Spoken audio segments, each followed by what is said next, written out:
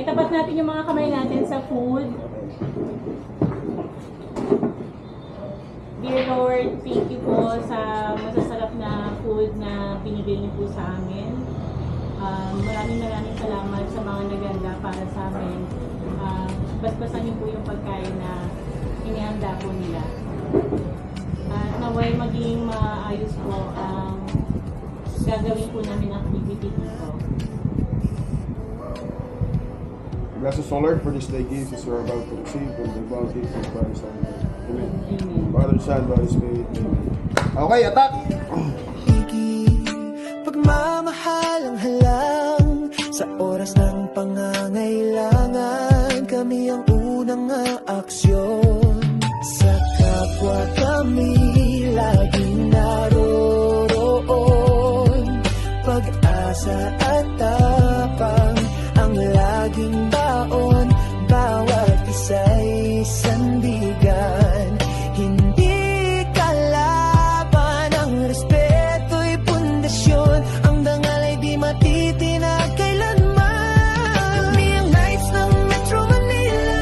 Puso'y busilak, di kayang mabasag. Tulong sa kapwa ang aming panata. Pagkakaisa ang aming lakas.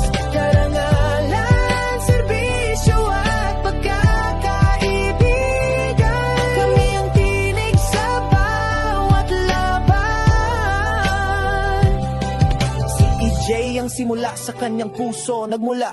Ang Knights sa Metro Manila ay kanyang nilikha. Taong 2002 nagsimula ang misyon at inirehistro ito 2005 sa puso'y may layon. Hanggang nag-umpisa at sumibol ang mga chapters sa Manila at Malaunan. Nag-abot ang liwanag sa mga probinsya. Mula Langsod hanggang sa Kanayunan, ang samahan ay lumaganap. Bitbit ang kabutihang layunin. Kapag may sakuna, kami ang sasalo.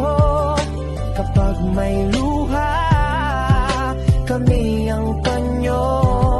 Kahit gaano kabigat ang dalahin mo, sa Knights may makikinig, may karamay sa bawat kwento. Kami ang Knights ng Metro Manila. Puso'y busilak, di kayang mabasag. Tulong sa kapwa ang aming panata. Pagkakaisa ang aming lakas. Karangalan, serbisyo at pagkakaibigan. Kami ang tinig sa bawat labay sa Metro Manila. Itinatag ni EJ mula sa hangaring tumulong. Mula sa Maynila hanggang sa mga lalawigan, ang aming puso'y buo para sa kapwa, para sa bayan.